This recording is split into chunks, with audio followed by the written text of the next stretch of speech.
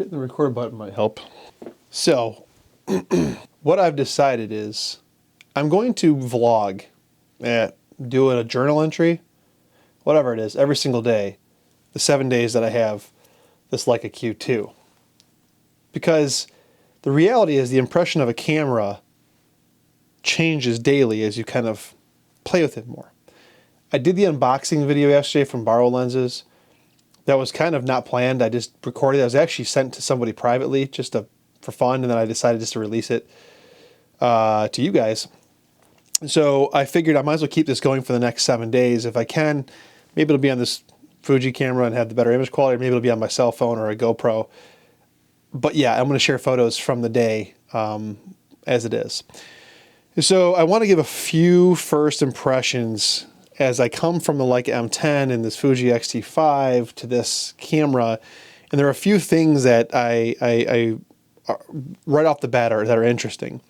One, ergonomically speaking, this Leica M10, hopefully this is showing for you guys, the way it has its built-in thumb grip is this little ramped piece right here. This camera, the Leica Q2, has this like embedded thumb thing.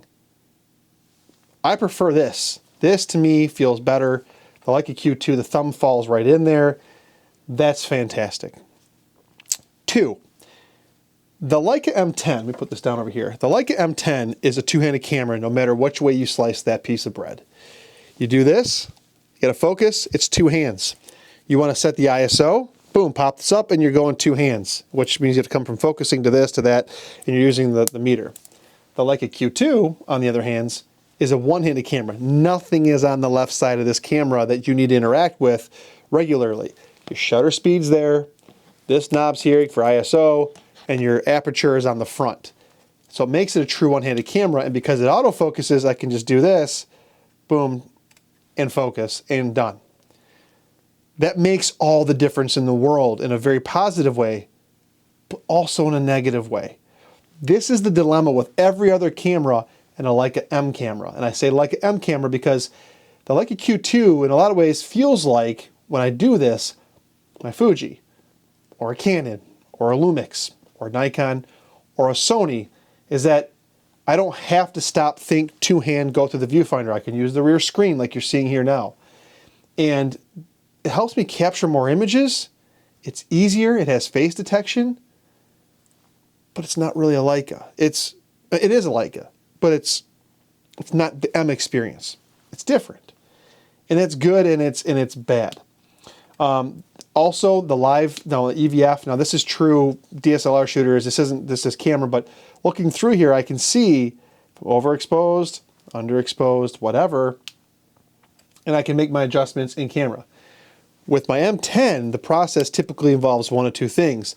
I either kind of focus over here, boom, take the image, I look at it, and an example, if you guys can see this, if it's focusing on me here, is that this bright light that I'm using to light myself, it says it's exposed properly, it's not. So I would make adjustments, take a few photos, kind of like the old DSLR days, chimp, and then make my adjustments. Or I go into live view, right, and then I make my exposure changes and I lock it down and we're good to go.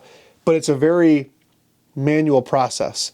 Now, when I'm out in good sun or whatever, a good light, what I typically do is I treat it like a film camera.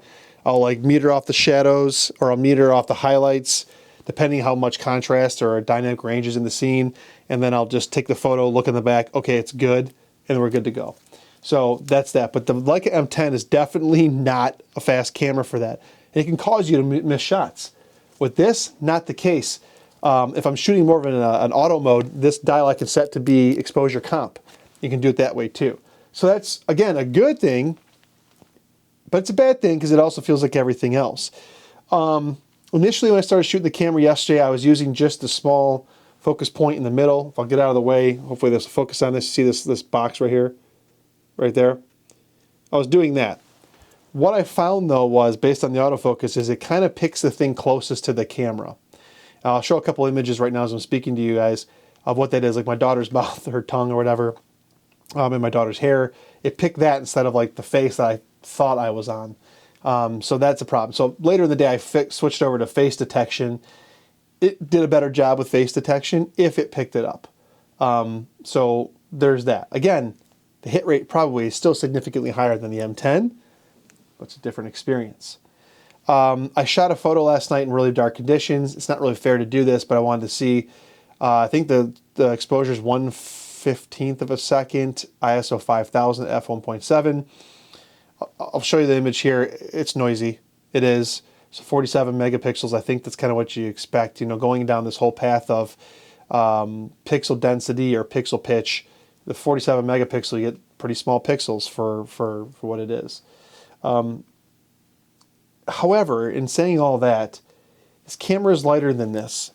It's one-handed, so it feels more like I can do more with it all day, every day, where this feels like I'm making something, which is a good to bad.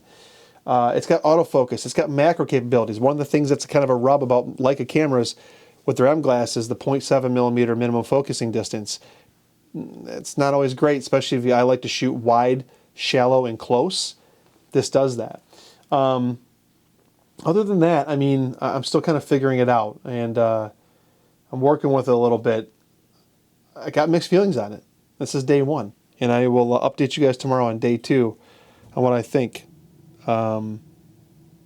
These are different cameras. If you guys are wondering, the M system and the Q system are different cameras. I'll even say this.